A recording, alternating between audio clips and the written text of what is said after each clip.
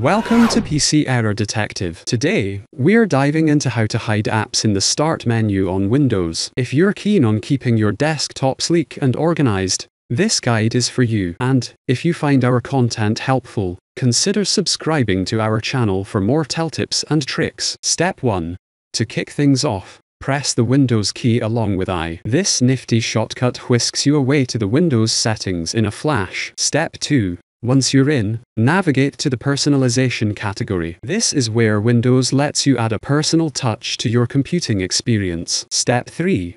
Now, look to the left pane and give Start a tap. This is where the magic happens, allowing you to tweak how your Start menu behaves. Step 4. Over in the right pane, you'll find an option that says Show App List in Start menu. Toggle this off, and voila! The app list in your Start menu will play a game of hide and seek, choosing to hide this time. And just like that, you've tidied up your Start menu without breaking a sweat. Thank you for watching, and see you in the next video.